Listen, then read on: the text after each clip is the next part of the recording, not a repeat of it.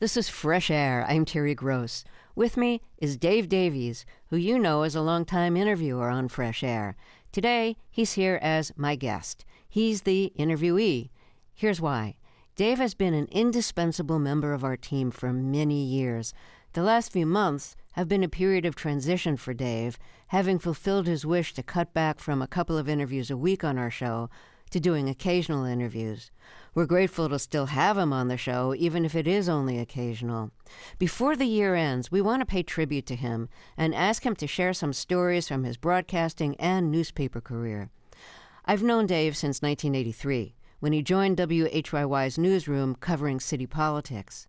From there, he moved to the commercial all-news Philly radio station, and then to the newspaper world, covering city and state politics and government for the Philadelphia Daily News, where he worked for 20 years and became one of Philly's preeminent city news reporters. In 2010, he returned to WHYY full-time, splitting his position between the news department and Fresh Air. But he'd started doing interviews on our show back in 2001, even before his official return to radio. Dave has also been my savior when I got a bad cold and lost my voice, when a family member was sick and needed my help, when I needed a vacation. Dave was there to guest host. When I or anyone on the show needs advice about an especially perplexing question relating to journalistic ethics, he's our go-to guy. I really admire his ability to think clearly on and off the air, to explain complicated issues in a clear, engaging way, to know when to be skeptical and how to convey his genuine empathy. He's a great storyteller, even while asking a question. Dave, it's really going to be fun to talk to you as an interviewee. So let's begin. You started doing Fresh Air interviews while you were covering Philadelphia and Pennsylvania politics and government. And though those interviews tend to be about policy, campaigning, or corruption, was it hard to make the transition to interviews where they're very personal and you're not asking about corruption or campaign spending, you're asking about deeply personal things that are very sensitive to ask somebody to talk about in a public way? Yeah, they're different in many ways. I mean, when I'm reporting, usually what I'm doing is asking questions to elicit information and quotes that I will use among information from many sources in the story. So that interview is a part of what's eventually going to be part of the story I tell. In the case of a Fresh Air interview, this is the product. It also means that my questions matter. I mean, they are going to be heard by the listener, so they need to be coherent, and I can't stumble through it. And it's one of the reasons that I write out most of my questions beforehand. I may not read them on the air, but it helps if I think through how I'm going to ask this in a coherent way, particularly if I'm setting up a film clip or a story. I mean, you really want to make sure, because while you're doing an interview on Fresh Air, the audience is always in your mind. And if you're listening to an answer and something isn't clear because the guest is using shorthand for something or it's just not quite working, you have to intervene in some way to make sure the audience stays with it. So it's a very, very different experience. And it took some years to really get comfortable with it. You covered, I think, 8 mayor's races, 5 administrations, numerous scandals, and no disrespect to Philly, you had to write a lot about corruption. So I want to play an excerpt of an interview that's about organized crime, which sometimes has connections to politics. This isn't a Philadelphia story. This is a Chicago story. It's an interview with Frank Calabrese Jr., whose father was with the head of a big syndicate in Chicago, and he kind of muscled his son to be part of it. Dave, you want to pick up the story and introduce the clip? Yeah, Frank Calabrese Jr. was sort of brought into his father's crime family and did, a lot of stuff, gambling, theft. He never killed anybody, which he almost did, but he didn't. Right. Yeah. He never killed anyone. He was invited to do it. Right. He avoided committing murder, which allowed him to, it would affect his life later. Essentially, he and his father were, and some other relatives, an uncle of his, were all sent to prison for, I think it was a gambling syndicate that they were involved in. And he decided that he was going to have to go to the FBI and help convict his father because his father was just such a bad character that he was unredeemable and that Frank Jr. would never have a real life, and too many other people would be hurt if he didn't.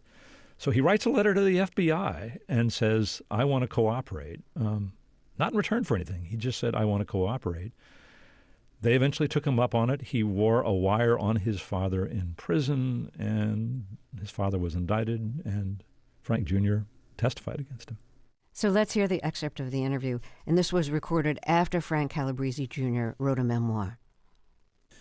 Eventually, there are indictments against your father and a lot of other members of the Chicago outfit, and there is eventually, of course, a trial.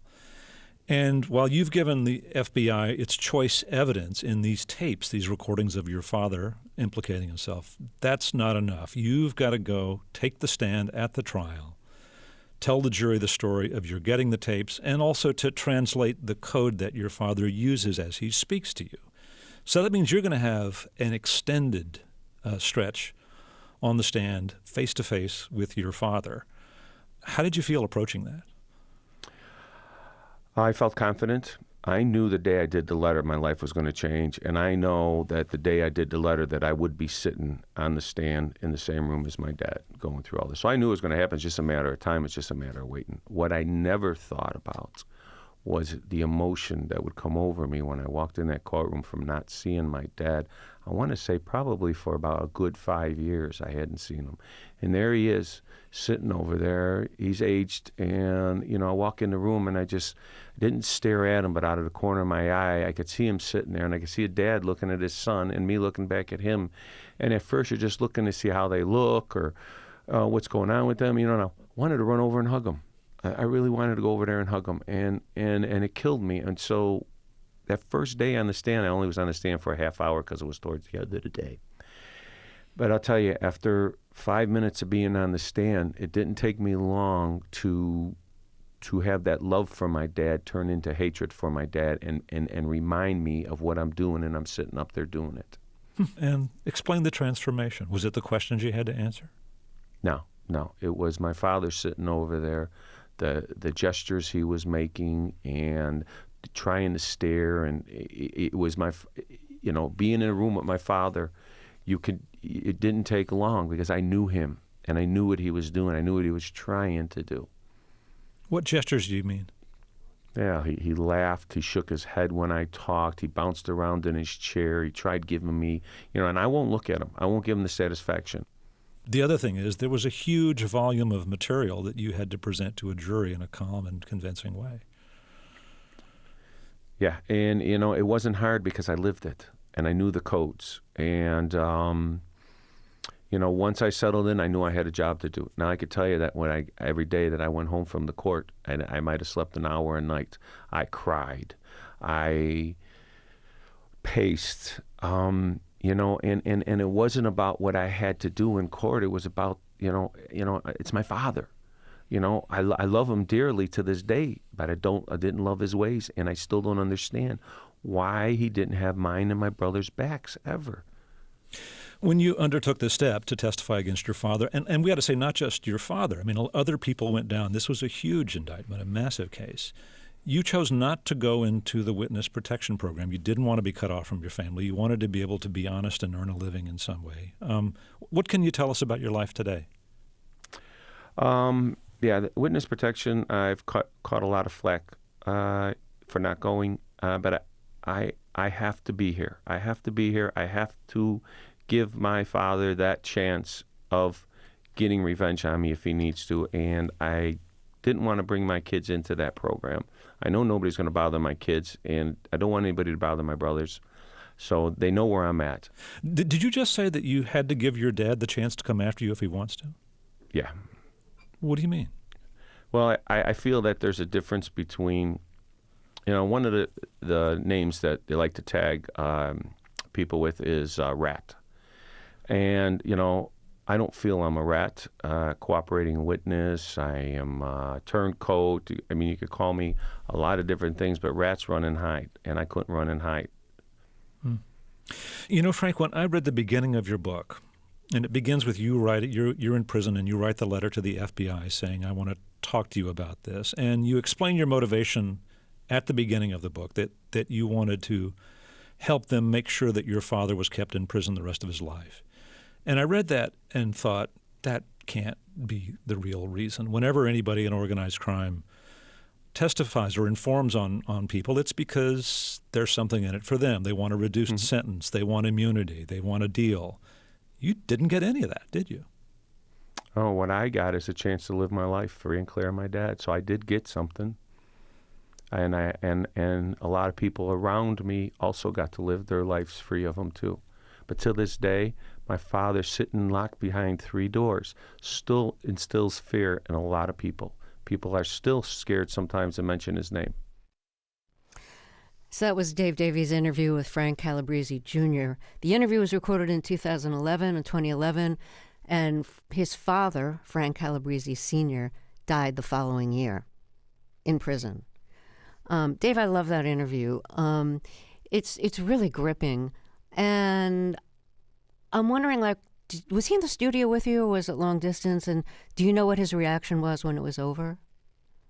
It was long distance. And before I just answer that directly, Terry, I just want to mention, give a shout out to Sam Brigger, who is our books editor, who found this story for us. I mean, so much of what we do depends on having a good guest with a story to tell. And the staff on Fresh Air are just so great at doing this. I mean, I don't want to start mentioning names because I'll leave somebody out, but these folks, I mean, you mentioned that I'm doing less on the show now, and these folks are kind of a second family to me, and I really miss them, and I want people to know how terrific they are and valuable and great at what they do. I second everything you just said, except for missing them because Yeah, right. I'm here. You are here. Yeah, Frank Calabrese, when we were not in the same studio, and when we finished the interview, he said that he felt just emotionally wrecked by telling me that story. It was a reminder that even though someone may have written about it, and as his case, told the story probably dozens of times, that doesn't mean it's going to be easy for them. And I really appreciated him, bearing with it and sharing it with us. So I want to play another clip, but I think we need to take a short break first. Okay. So let me reintroduce you. If you're just joining us, my guest is very familiar to you. It's Dave Davies, a longtime fellow interviewer on Fresh Air, who's been doing fewer interviews now by choice. And so we're paying tribute to him before the year ends. But fear not, he'll be back doing more interviews, just fewer of them. So let's take a short break. This is Fresh Air. This is Fresh Air. Let's get back to my interview with Dave Davies, who you know is a longtime Fresh Air interviewer. Well, this year he decided it was time to cut back on the number of interviews he does on Fresh Air. So it's a transitional period for Dave. So before the year ends, we want to pay tribute to him and ask him to share some stories from his broadcasting and newspaper career. I want to play another clip from one of your interviews that you recorded in 2013. And it has a very surprising and dramatic postscript that we'll talk about after we hear the clip.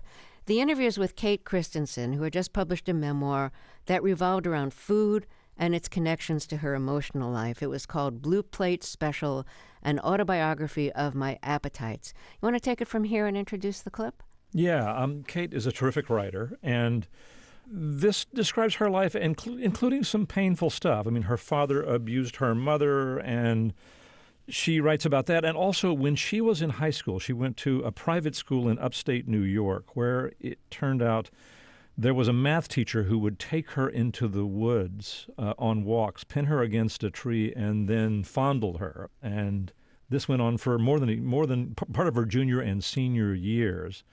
And so at a certain point in the interview, I brought it up, and we're going to hear, I guess, a slightly edited version of that exchange. So here's the excerpt of Dave's interview with Kate Christensen. And then there was some very appalling behavior by some of the adults at the school. Yes. When I think back to the 70s, to the late 70s in high school, and what it was like in that school, and how the grown-ups acted and how the students acted, I feel like I was personally appalled. A lot of the teachers were sleeping with students. But the student body in general, there wasn't a sort of outrage about it. And it seemed to be what was happening. It was sort of trendy. Well, I mean, you were a victim. I mean, this teacher repeatedly molested you. I mean, not rape. I mean, clothes were on, but it was, there was contact that was utterly inappropriate. It happened more than once, and you as a kid kind of were overwhelmed and couldn't resist. When you say you were a victim, I think, was I? I don't really identify that way. I see it as I was a young girl far from home, and this man, he liked to paw me repeatedly. But I didn't let it, I didn't allow it. And that was part of the problem. I didn't allow myself to be upset by it. I didn't allow myself to really feel the full extent of the rage that might have been a more appropriate response. I was 16 and naive and I didn't speak up, and I didn't ever tell him to stop. Do you think that was emotionally damaging to you? I mean, it's the kind of thing that today, the guy would spend years in prison for. I know. It's so different now, and I'm glad it's so different, because I feel like adolescence is such a weird time. And I mean, so much of my energy was going toward acting like I had it all together, when in fact I was falling apart on a daily basis. So that was Dave's interview with Kate Christensen, a short excerpt. Dave, how did you think the interview went when it was over, and compare that to what Kate Christensen wrote subsequent to the interview in an article in Elle magazine? Well, I thought the interview went fine. I mean, we covered a lot of ground. The part that we heard was just a small part of the interview. And it was she has an interesting life, and it was an interesting story. But then about 6 or 7 months later, an article appeared in Elle magazine, which Kate Christensen had written, which was about that interview and its fallout. One thing she wrote was that the interview was actually very painful and traumatic to her, and she sort of described me as somebody pushing her to reveal these things that were hard. I mean, she described me, she said at one point, I was like a bloodhound on the scent of good radio, which kind of bothered me because I thought I was being reasonably, patient and sympathetic to her. Although listening back again, I realize you can hear that nervousness in her voice, that nervous giggle. And I wish I'd just said, I'm so sorry that you had to endure this as a teenager. And I don't know that it would have mattered. I mean, these interviews are very artificial circumstances. She's in a studio with headphones. But I just wish I'd been a little more attentive and empathetic. In any case, what she said happened is after the interview, parents at that school now, decades later, were so infuriated by that, they got in touch with the administrators, which hired an investigator, a woman who had been head of, I think, sex crimes at a DA's office, and they investigated this whole thing. They identified this teacher who was no longer teaching there, but a member of the community. They publicly exposed him, banned him from further contact with the school. And in fact, a few other people who had engaged in this behavior were exposed. And they sent an investigator out to talk to Kate. She was in Portland, Maine, a woman, a lawyer. And Kate said that, when she sat down with this lawyer, that the lawyer asked a question, and Kate said, "Oh, my friends had it so much worse," and then burst into uncontrolled sobbing 35 years too late. And if you read the article, you can see it online. You can see how this really affected her emotionally and prevented her from having fulfilling sexual relationships and just being herself. And after that, she got help, and I think dealt with it in a way that she hadn't. It was a really remarkable thing. I traded emails with her last week, and she said, I wanted to make sure she was comfortable with me bringing this up again. She said, yeah, the interview changed my life, and it was kind of a learning experience for me, too. Were you shocked to see what a profound effect the interview had on her? How first she felt that you kind of exploited her pain, and then because people came forward as a result of her coming forward, that it changed her life in such a positive way. Yeah, I didn't feel like her description of me, that wasn't the me that I thought I was in that interview, but that's the way she experienced it at the time, and I have to respect that. Absolutely. One thing I learned from that interview is just because someone has written about a difficult experience, maybe more than once, doesn't mean that they're going to be comfortable talking about it, and you have to be aware of that. And the second thing is that, what we do matters. This stuff goes out into the world and can have impact. By the way, she's has remained productive. Her latest novel is called Welcome Home, Stranger, and she has a real career, and I hope she's happy. But this is true for both of us and probably for all, broadcast interviewers. You never know what happens after an interview ends. You have this really intimate conversation on the air sometimes. You've asked about the most personal thing because the person you're interviewing has probably written about it in some way, either through fiction or through memoir. And then you part ways and you may never see them again. And, of course, may never know about the impact, if there was any impact on their lives. Yeah, so true. I mean, we only get the tiniest fraction of reaction that they have and that others have to these things. I guess that's just the way it is. But in this case, I'm glad it led to something positive. Okay, it's time for another break. Let me reintroduce you. I'm talking with Fresh Air's Dave Davies, and he's a longtime interview contributor on our show. But this year, he started cutting back on the number of interviews, so we're paying tribute to him before the year ends. And we'll be back with more of my interview with Dave after we take a short break. I'm Terry Gross, and this is Fresh Air. This is Fresh Air. I'm Terry Gross. Let's get back to my interview with Dave Davies. This is an interview that's very special to me because Dave has been my long-term colleague here on Fresh Air. He's contributed a zillion interviews, great interviews to our show, and this year he decided it's time for him to do fewer interviews. And we miss him, but we appreciate the interviews that he's still doing. Before the year ends, we wanted to pay tribute to him and have him share some stories about his long career in broadcasting and in the newspaper world. Dave, I want to play another interview of yours, and this is an interview with Robert Caro, who's famous for his biographies of Robert Moses. That book was called The Power Broker, and for his multi-volume biography of Lyndon Johnson, President Johnson. And, Caro's biographies are so well-researched and so detailed yet compelling, and very long as well, hard to prepare for. So the excerpt that we're going to hear is him talking about when he interviewed former First Lady, Lady Bird Johnson, about LBJ's extramarital affair with someone named Alice March. Do you want to pick it up from there? Sure. Alice Marsh, she was originally Alice Glass, and she was someone that LBJ knew. And Caro concluded that they had, in all likelihood, had an affair. They had an association for many, many years after that in which she was a good friend and political advisor. And he felt he had to research that side of the story. And so he went to this town where Alice Marsh had lived and asked a lot of questions. And he knew when he started asking questions that would get back to Lady Bird, Lyndon Johnson's widow, who was still alive. And this clip is him describing what happened when Mrs. Johnson asked her folks to tell Robert Caro that she wanted to talk to him. And so he came for a conversation after he had been investigating this woman that Lyndon Johnson had this relationship with. And Lady Bird Johnson knew that he'd been investigating. Right, because word had to have gotten back to her. Yeah. So let's hear that excerpt. Secretary says Mrs. Johnson would like to see you out at the ranch this Saturday. So I went out there. So she summoned you for this? Yes. Oh. So she sits at the head of the table, and I'm sitting at her right hand. My stenographer's notebook, where I take notes, is to my right hand. So I'm looking down at the stenographer's notebook, which is, if you can picture it, it means I'm looking away from her. And without a word of preamble, she starts telling me about Alice Glass and how important her influence was in Lyndon's life.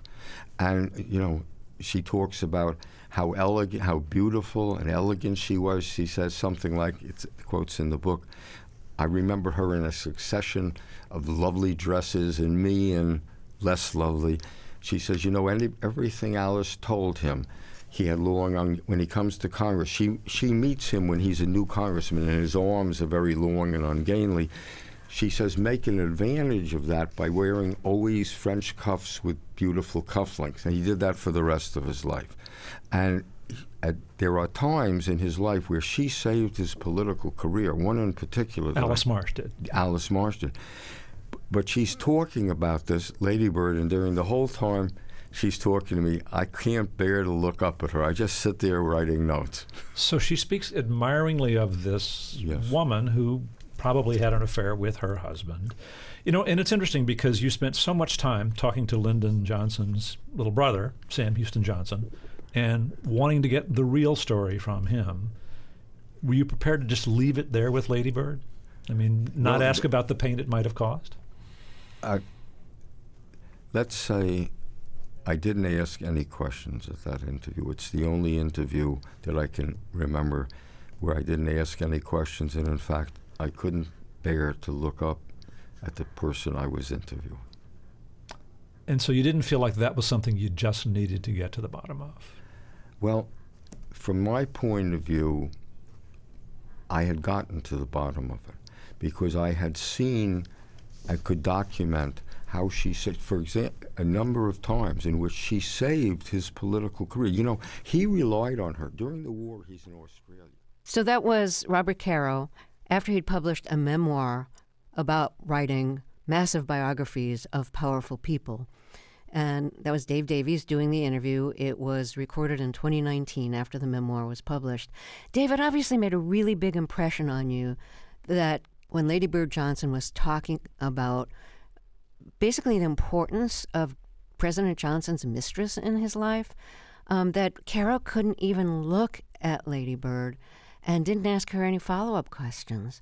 Have you had an experience in your interviewing career where you couldn't bear to look at the person and it was so personal you didn't even ask follow-ups and you didn't want to ask about the pain that experience caused? I'll just tell you one thing that comes to mind. I don't know if this is so relevant or useful, but I'd gotten a tip about a tyrannical boss in the city's water department.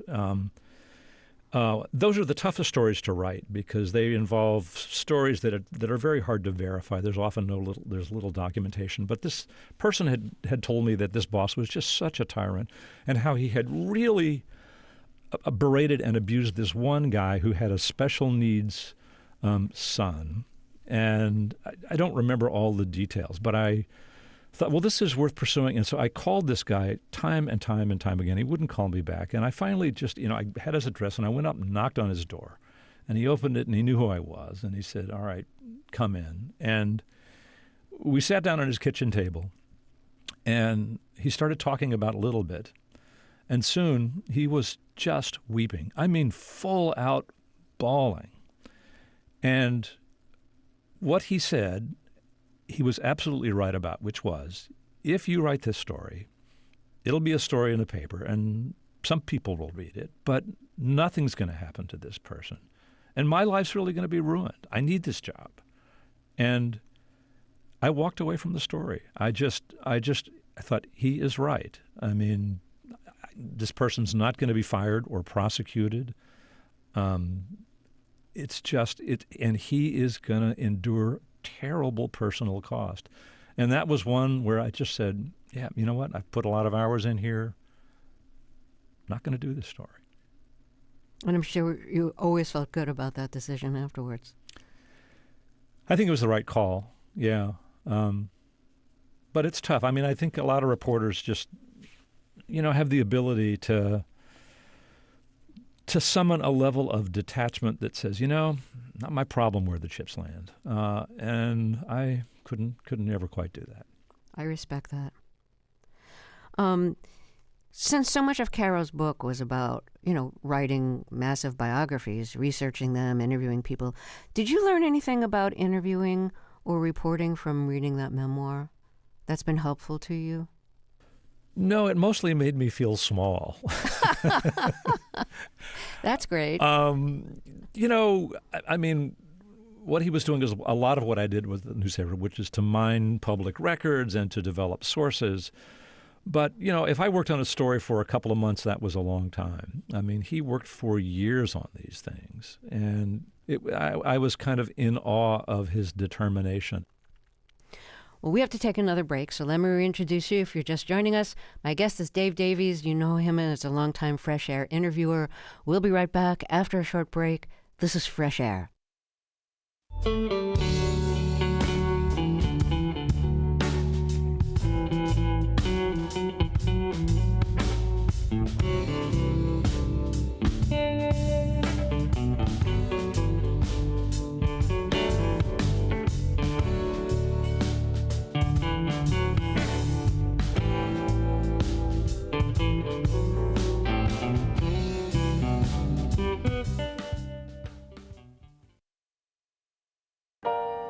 Support for NPR comes from this station and from Organic Valley, a farmer-owned cooperative dedicated to providing ethically sourced food from small organic family farms across the country. Learn more at ov.coop/ethically sourced. And from Indiana University, committed to moving the world forward and working to tackle some of society's biggest challenges. 9 campuses, 1 purpose, creating tomorrow today. More at iu.edu. This is Fresh Air. Let's get back to my interview with Dave Davies, who's been contributing interviews to Fresh Air since 2001. And then recently he decided it's time to cut back on the number of interviews. So we're paying tribute to him before the year ends, but he will be back next year, just doing fewer interviews than he used to do. I want to play another clip, and people who know you well from Fresh Air know that one of your specialties is sports. Like when we get a sports book, or when it's like World Series time or spring training or Super Bowl or whatever, if there's an interview on Fresh Air about it, it's going to be yours. At least that's been the history of it. So this is a sports-related interview, and it's an interview with Joe Buck, who is still or was? Is still. He's probably the best-known television sports broadcaster. And my question demonstrates why you do the sports interviews. So he's a play-by-play sports announcer, and when you interviewed him, he had done 19 World Series and 4 Super Bowls and was about to do his 5th. What else do you want to say about this before we hear it? Because I know what I want to say. I was interested in the craft of what he does. I mean, that, the ability to, again and again, while you're watching a game live, describe what people are already seeing on their televisions in a way that kind of connects with and enhances the experience. And there's no script for that, right? You're just watching the action and calling it live. And so I picked an example of that I remembered. Yeah, and what I have to say, I'll say for after we hear the clip. So this is Dave interviewing Joe Buck. All right, now I want to play a call of yours, which is exactly about this, accentuating what the audience sees, not repeating it. This is from 2008, the National League Championship Series, Phillies versus Dodgers. Our program is broadcast from Philadelphia, so I'm a Phillies fan. I remember watching this game, and it's a home run call, and I'm going to just say 2 things about what the audience sees, because they're not going to hear this in your call. But what the audience sees is a home run. The batter is Matt Stairs. He's a beefy guy with a compact swing, powerful swing. It's a tense moment. The Phillies are making a comeback in an important game. So we see this compact swing drive the ball out. And then the other thing is, this game is in Dodger Stadium, Chavez Ravine, where the bleachers are relatively small, and you can see the desert in the dark outside. And as the ball flies over the right field fence, you see the ball move from light into shadow. That's what the audience sees. Let's listen to your call. Stairs rips one into the night, deep into right, way out of here. And Philadelphia gets a pinch hit, 2-run shot. And the Phillies lead 7-5 in the 8th. Now, I've remembered that call for 8 years because it's just a lovely piece of baseball poetry. Stairs rips one into the night as you see the ball disappear into the shadows. Writers have time to craft phrases like that. You've got to do it in the moment. Is there a technique? Are there muscles that you develop for coming up with that quick, evocative turn of phrase? Well, I think the first thing is you have to be prepared. And if you're prepared, you can be relaxed. And I'm not giving you a canned answer. I've never thought about it in these terms, really. But I think if you are ready for a moment like that, and by ready, I mean you've got all the stats of Stairs at your fingertips if you want to go there. You know who's on the mound. You're aware of the game situation. And now you can just sit back and watch. So that's Dave Davies interviewing Joe Buck in 2017, and Joe Buck had just published a memoir, right, Dave? Right. So here's what I want to say about the interview. Your description of what happened with that play, your description of the ball disappearing into the shadows, you could see the desert, the dark desert. It's so much more vivid than what Joe Buck had to say. I had to listen to that tape twice before I really heard he rips one into the night because it's just it It goes by quickly. It goes by really quickly, but your description, that was totally imprinted in my mind. I just saw it. You're so good at describing things, and that's why we're playing that clip. Well, the thing is, but I remember being impressed by it because, you and I listening to it now, and the audience now, we're not seeing the play. But when you see it, and when you see that ball go into the shadows, and you hear say, stairs rips one into the night, it just captures exactly what happened. So it kind of took a long setup, but without that, it doesn't really get the point. I want to talk with you about some of the other jobs you have held besides being a reporter or an interviewer. Let's start with, and I think this was in Philly, you drove a taxi. And this was in the years before Uber and Lyft. So like if you wanted to hire somebody to drive you, it was either a limo or a taxi. Were you ever scared? Yeah. There were a couple of times. Two guys got in the cabin at night in Philly, and one of them was talking about there's a code, I don't remember what it is now, that you say into the radio to the dispatcher when you're in trouble and you need police. And this guy knew what the code was, and he was talking about it. And I think he was just messing with me, but it made me very nervous. There was another time when I picked up a woman who was quite drunk, who said she needed to go to this hotel she lived in to get the money to pay me. This was actually during the day. And the place that she took me to was a really, really funky place. It's now been demolished. I guess you might call it an SRO, a single room occupancy place. And she disappears into this place to go get the money. And I'm out there waiting. And it's not the safest of neighborhoods. So I get outside of the cab and try to lean against it like I'm a tough guy. And I'm not a tough guy. But I want to look I'm trying to picture this. Like that, like don't mess with me. Mm-hmm. And she doesn't come out. So I decided I've got to go in and find her. So I go in, and it's this dark place. There's the stairwell. She's on the 4th floor. I got to go up. It was very unnerving. The funny thing is that when I found her, she's flinging herself against this door because she says she's locked out, and she's trying to break the door down because she's got to get in to get her check so we can cash that and I can get paid. So I quickly realized that it's in my interest to make sure that she gets through the door. So I said, "Step back." And I kicked the door in.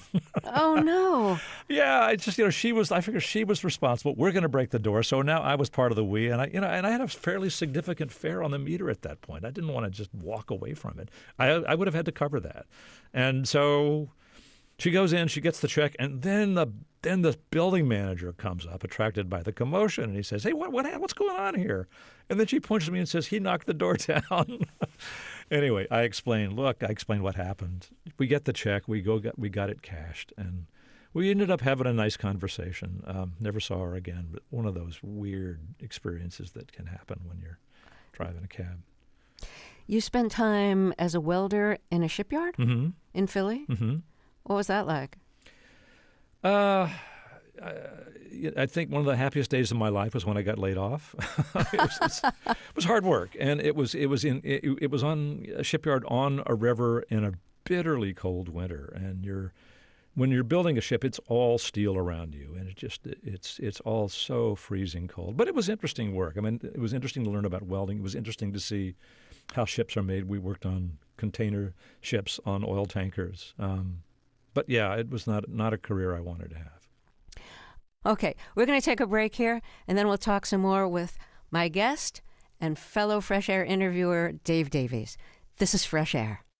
This is Fresh Air. Let's get back to my interview with Dave Davies, a longtime Fresh Air interviewer who recently started doing fewer interviews because they thought it was time for him to cut back.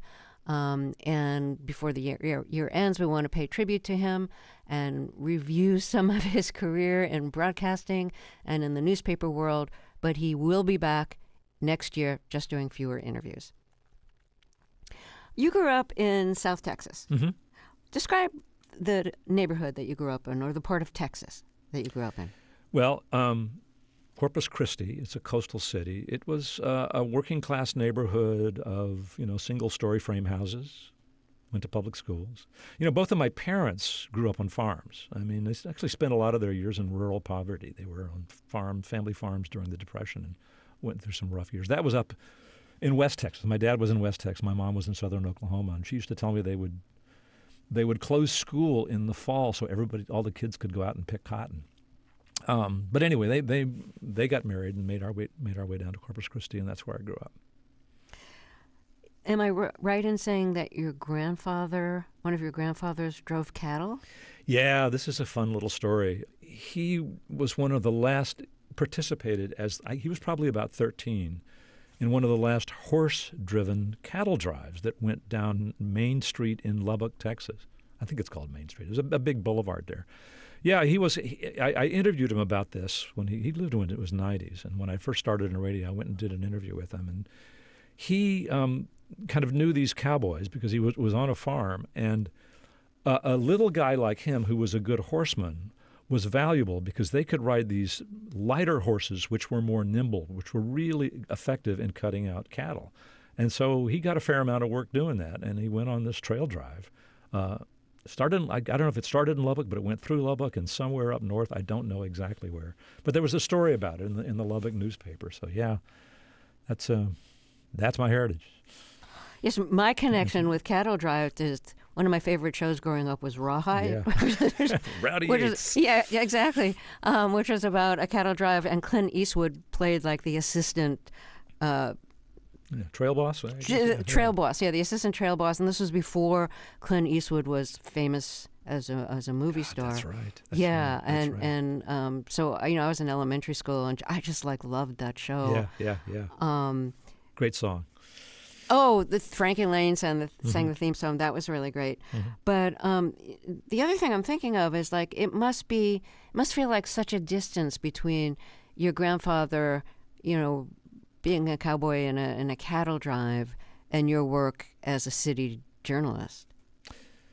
Yeah, I think to a lot of my extended family, it was just weird that you'd move out of Texas. I mean, it's I have cousins that I'm very fond of, and they never quite got that Dave moved up north. But yeah, I sort of came up here and found a home in Philly and liked it. And yeah, it's such a different world. It's very odd that I spent decades covering, I drove a cab in Philly. I spent decades covering politics. I know so many neighborhoods and so many politicians. And although I have great affection for Texas, I don't have the same kind of knowledge because I've been away for so long. But yeah, completely different worlds. I think our listeners will note that you don't seem to have a Texas accent. Did you ever? Probably did. My parents certainly did. It's funny. My mom she used to use the expression. You know the expression, "Go jump in the lake." Yeah, sure. She would say that. Not there were any lakes where I lived, but right in Brooklyn. When she would say that, I thought she was saying, "Go jump in the leg," the limb, because she would say, "Go jump in the leg," and I thought that. So yeah, my parents had Texas accents, and I remember in I think junior high and high school being aware that the people on television, like in the newscasters, spoke this standard English. And I just decided to do that. I don't know. I did. And how old were you when you decided to do that? I don't remember exactly. Probably in high school. Mm-hmm. I just kind of felt like that. That's what sort of educated people sort of sounded like. And if I woke you in the middle of the night, would you have a Texas accent? I doubt it. Right. No. In fact, what's scary is occasionally I'll hear a Philly accent creeping into me. That the long O, like home, becomes home. Yeah. I'm the Home Depot. Wow, where did that come from? You hear something, you pick it up. Yeah. Dave, I've had a really good time doing this. I'm really glad we did it. Yeah, it's funny, Terry. You and I we've worked on the same show for so long, but we don't work together much. We work in parallel. That's exactly You're right. You're doing a show or I'm doing a show, so we don't actually talk that much. And either you're super busy on deadline or I'm super busy on deadline or we're both super busy on deadline. So, yeah, we don't get to talk that much, which is one of the reasons I so thoroughly enjoyed this, because it was just a really focused conversation with you, and I got to learn things I didn't know about you. Thanks for asking, Terry. And before we go, I just want to say, because you've said a lot of nice things about my work, is that in the 1980s, when I first came to the station, Fresh Air was a local show. But even then, everybody knew that, everybody in Philadelphia who listened, and it was a large audience in the Philly area, everybody knew what Terry Gross was doing was distinctly different, that this was something alone and apart in the world of interviewing, which is why, you eventually got, with the help of the terrific Bill Siemering, our station manager, got onto NPR nationally, first weekly and then daily, and then the nation embraced it, as they do. And when many years after that I was invited to do this, it was an intimidating thing to pick up Terry Gross's microphone. And the one thing that I've done from the beginning is to really prepare very, very thoroughly for every interview because, there's a standard here, right? People are used to hearing Terry, and you better bring your A game.